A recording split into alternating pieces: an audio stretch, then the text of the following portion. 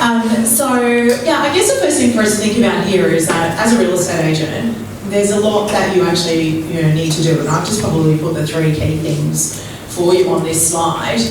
And there's a lot more that you absolutely need to do and get through each and every day. And that's the point about why I want to talk to you, why your data is really, really important, and how certainly AI and automation can assist you. But of course, you need to nurture relationships at scale. Okay? You need to build trust, and you have to establish yourself in your local market area as that expert. Okay, so I think that they're the 3 key things, and then from that comes those referrals and that new business and repeat business into you. So, let's dive in a little bit to understand how data can actually help you and what the best chance for you winning actually looks like. And that is about how in which you can leverage your first-party data, right? And so does everyone understand what first-party data is? It's your data that you have inside of your CRM database. Okay, it is those contacts that you are receiving through the portal inquiries, so that's your leads and buyer inquiries that are coming through. It's those names and numbers. It is those that are attending your open for inspections. It is those that you already have, bought and sold through you, right? So it's the data and the contacts that you have. Okay, that is your data. So it's how are you actually leveraging that data now to ensure that you are being able to produce more leads for yourself and, more importantly, more commission. What are we doing to nurture at the moment? Communicating. And how are we communicating? Phone, text, email. Fantastic. Can you do that at scale, you as an individual? Bulk texting, yeah. So today it's about learning about how AI can really help you do these things to be nurturing, building trust, being known as that local expert in your marketplace and being able to do it at scale. Because I think the thing that we can sometimes forget about as a real estate agent is that data that you hold is actually a revenue generating machine for you. There's a value to that, but you need to be able to use it well, right? And sometimes we absolutely don't.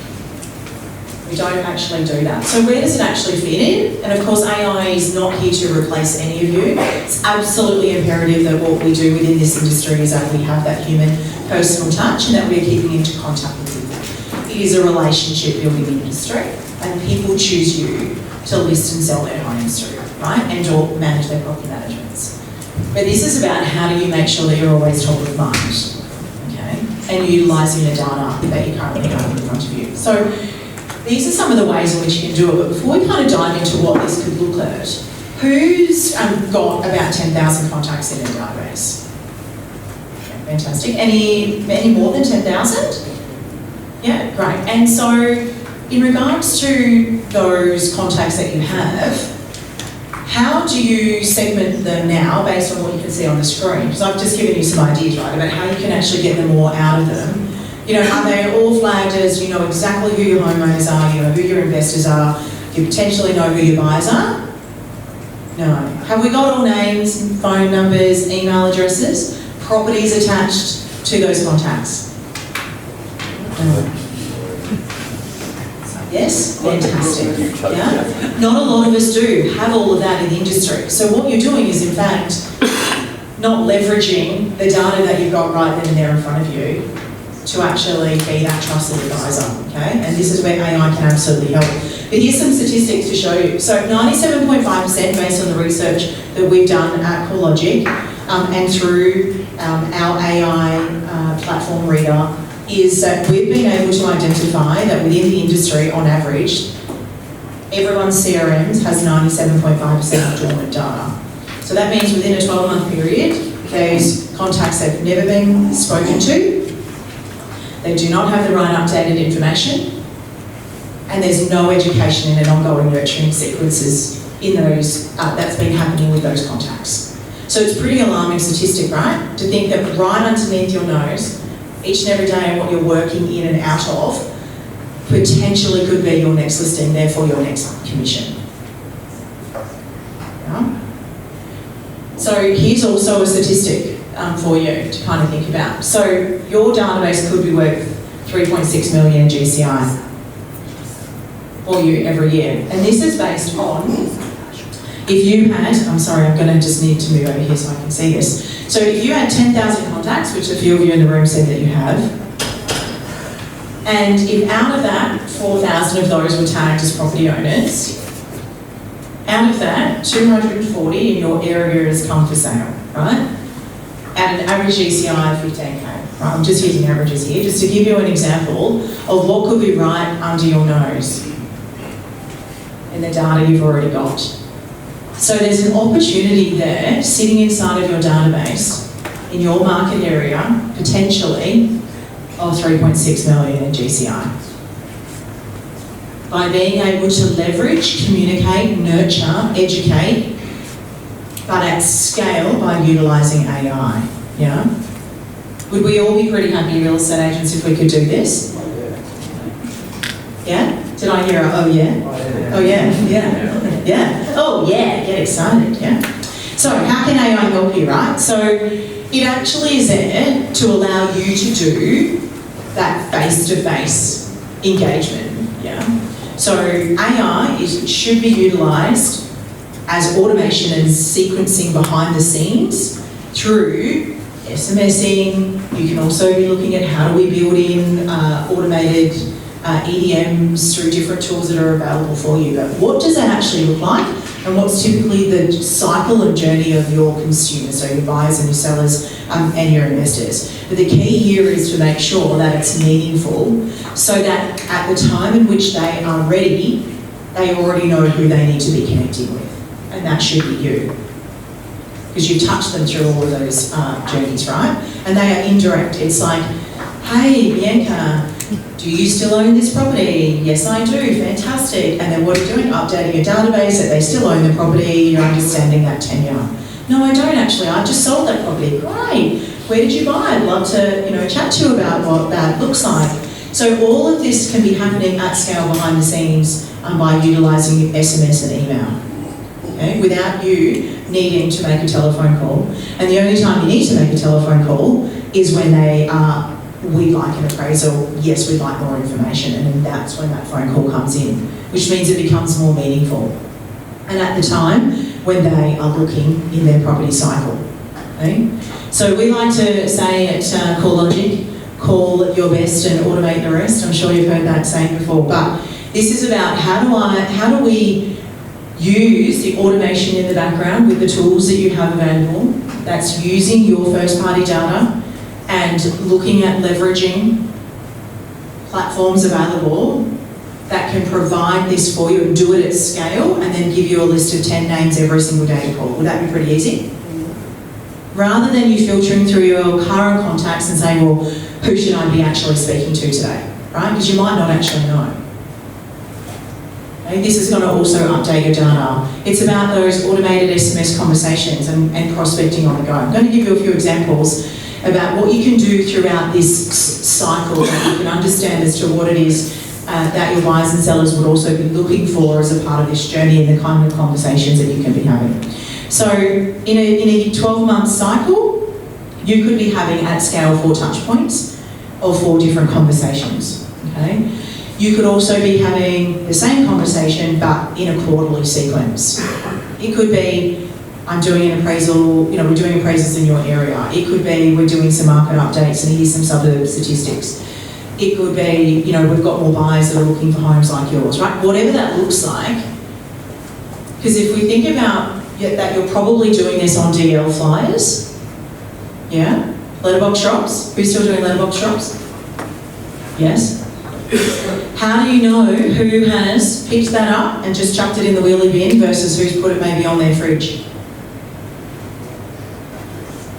You don't, right? No, but this is how tools with AI and automation built in can actually help you track and measure the results of actually doing that type of marketing and prospecting. Okay? So here's just some examples for you on some of the SMS conversations that you can be having and what it could look like, certainly within our Reader platform, and it's just to give you some examples of what Reader can actually do. She also now can do emojis, she can be like bilingual. I think she can understand different languages. I'm not sure how many. Bianca will be able to share that with you. And she can actually leverage those words or use those differences as our Aussie slang of yeah, nah. You know, sure thing. You know, those types of things that we do right back in text messages. Now reader can read that to actually understand the true intent of that conversation and then know how to continue to take the conversation, right? So she can do market updates. Hi Amanda, the most recent report shows that houses are up by 2.3%. Would you like a copy of the report? As an example. So these are things that you can be setting up, whether or not you use our product or that you use other products within the marketplace. But these are the types of things that you need to consider about how can I do prospecting at scale and how do I do it on the go. What should I be saying in an appraisal drive? What does that kind of conversation look like? And my favourite, your buyer nurturing, right?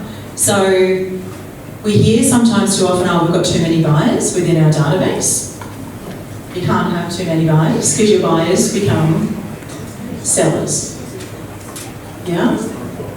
Your buyers become potential landlords if any of you are also managing a small rental portfolio or building that for yourself within your own businesses.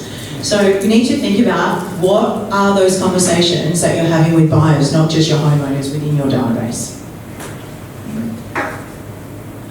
But the key to all of this is not just what do I do with what I've already got, but how can I leverage other platforms to help me get more done. We all know that it's a little bit harder with the changes to privacy and spamming acts and stuff in regards to getting the information.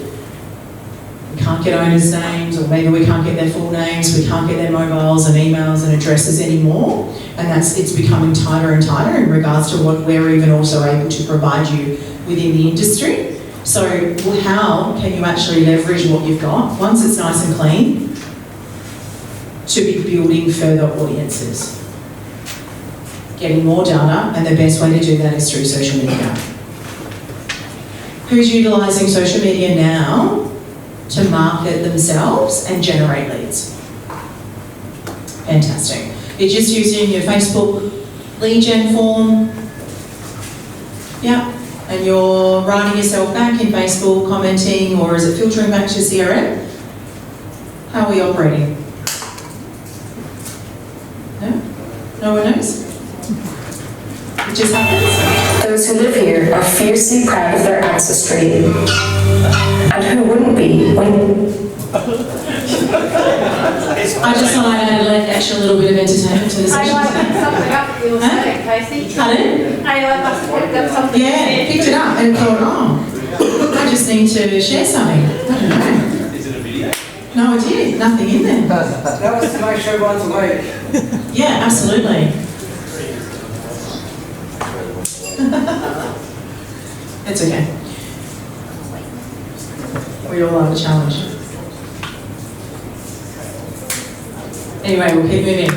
So, in leveraging or being able to build upon what you've already got, right? So, we just spoke about the fact that you've got 10,000 contacts in the database. Maybe you've got them categorised, you know how many homeowners you've got, you know what buying categories you have, and you've been starting to contact them. You've got OFI attendees coming in, you've got your portal inquiry leads coming in. So you've got all of this data there now, and it's like, well, now what can we do with it to build upon that data, and to keep consistently in front and being the forefront of them, but in the social media world. We're back. Okay, so we spoke about first-party data, and then we've got your third-party data, which is those that are coming through cookies. And then that information through your metadata, which is then your social media, and then you've got your website traffic, right? So this is you collecting all of this data set, and how do I now leverage all three of these to make sure that I'm continuing to build more data? More importantly, how do I make it my superpower? Because I think this is a piece within the industry that we're still not doing really well, is about leveraging the data that we actually have. More importantly, how do I continue to retarget and build upon that database so that I've got the right people within my contacts and I'm targeting them at the right time, and that's where social media plays a really important part, okay? We need to actively be building that, and through the retargeting systems through social media, you can actually find those lookalike audiences, right? So we've all been thinking about going on a holiday soon, well I certainly have, but the moment that you do, what happens once you open your Facebook or your Instagram? There's holidays everywhere. Yeah, flight centre deals and cruise deals and all of this stuff, right? Why? Because the way in which the algorithms are built, and I'm no social media expert, but of course it can see exactly and track and measure through pixels as to what you're looking at. So what it does is then puts things that you like in front of you so that they can remain of interest, right? It can see what you're looking at and liking, whether that's through social media or through Google and you're searching. So if you went to Google and on your phone and searched for something and you're having a look around and then you go through to your Facebook page, you'll then start to see ads coming through. It's this wonderful world called the internet. It's a bit scary, eh? But that's exactly what can happen. So if you can work through, how do I now, I've got all of my first party data so clean and I'm contacting them all the time, but now how do I find more? And this is where social media absolutely helps you, right? So it puts the right information in front of them based on their likes and their interests, but then also puts it in front of other people that have the same likes and interests that you don't have as a part of your existing audience. And it just keeps retargeting and puts it in front of more people and starts to build you more names and numbers. Therefore, potentially more leads. The more people you can be in front of, the more exposure you have to you as a brand, right? So, you know, this is push marketing as opposed to pull marketing. So this is sort of just to give you a bit of example as to why digital and why should I even think about this as a strategy in utilising data to generate you deals. Is that it also allows you to see that if you've got disengaged owners or those that you don't know within your contact database at that point in time are potentially within their property buying and or selling journey, is that you don't particularly know at that time, but social media helps them put you at the forefront in front of them because of what they've been liking. Yeah. So if you're there, that's better for you than it is for any other agent. You can also retarget them, as I explained, and the more posts you do continues to build that brand awareness, which back at the beginning allows that trust piece to come into play. And that's what they're looking for. It's also good to reach those passive buyers. So again, you may not be knowing as to which buyers are in your database that are actually already looking. So it's a really good piece as well to know what buyers have I got there that are already in my database. More importantly, how can I attract more buyers, okay? And the key to utilising your social, more importantly, how do you get the best out of the data set within social, is to consider these, right? We want to make sure that you're staying on brand because that's that important piece so they get to know you and who you are. You want to target that right audience and that's where it absolutely helps you to do that. And then more importantly, through the analytics and measurement tools, you can actually track. As opposed to you doing a $3,000 letterbox drop, you can't actually track who's actually keeping that flyer. And so these are just different ways to think about how do I use the data that I have in front of me to actually turn them into deals? How do I use it? I'm in the light, I'm getting light. There we go, is that better, everyone? Yeah, perfect, okay. How do you actually leverage the data that you've got so that you can get more of those requests, come out and see me, please do that appraisal. And that's what you want. You want the people calling you to make your prospecting easier, okay? And the last piece that I want to talk about, which I shared at the beginning, is about how can you actually drive people to your ecosystem around that brand awareness piece but as a part of this, actually giving them back value, and again, you extracting data from them. So I mentioned that it's quite difficult now with privacy and spam to actually extract from platforms to get this information. So then how can you actually get it from them and then feel comfortable to share it with you? And the great way to do that is to get them to come to your ecosystem. So drive whatever you're doing with any of your existing data and or new data that's coming through, drive them back to your websites. Drive them back to your Facebook pages. Let them know who you are, and then provide value along the way. Right, so those SMS conversations that I shared with you, they're 3 examples of the most popular that are used within the industry that are actually achieving results. Right? Appraisal drives, market updates, people want to know. Okay? But they don't want to know what's going on in Sydney, they want to know what is going on in Surrey Hills if that's where their property is, right? The media does it broadly, they want to know what is going on where my property actually is. And that's where these types of tools allow you to do that. So send them back to your website and give them this information. And as a part of that, by giving, they're going to be comfortable to give you their names and numbers. And then there, straight away, is a new contact into your database. It is a lead. You can see potentially the information that you've provided to them. And then you can make a call. Fantastic, they're searching up on this property, I can see them moving around my website, they're obviously within a buying or selling journey right now and thought process, so this is a hot lead for me and I should be speaking to these people. And then it's about, now what does then the nurture sequence look like to keep in touch with them, right? So it is absolutely a circle. But if you send everyone back to our dear friends, the big portals, you're never going to get this information. You're never going to have control of your own data. So today I just wanted to share with you that absolutely what is right in front of you is worth an incredible amount of money if used well. If you're just putting a name in there and a first name and a phone number and you're doing nothing else with that, it is absolutely useless to you. So really take the time to kind of think about how am I utilising my CRM, how am I using the data that's in there, how am I obtaining that data, more importantly, at scale, what can I do with it? Because just that one extra lead can turn to that new listing, then can turn to a sale. One contact, if managed well. Yeah. That's how data can help turn deals into listings. Thank you very much. Bianca will be here in the lunch break. If you'd like to learn more about what Quallogy can offer you in your business, in particular some of the tools I've spoken about today, have a chat to Bianca in the lunch break. And you do get a copy of the slides, and if there's anything else I can certainly help you with, please connect with Cam, Chris or Emily here for any of my details. So thank you very much.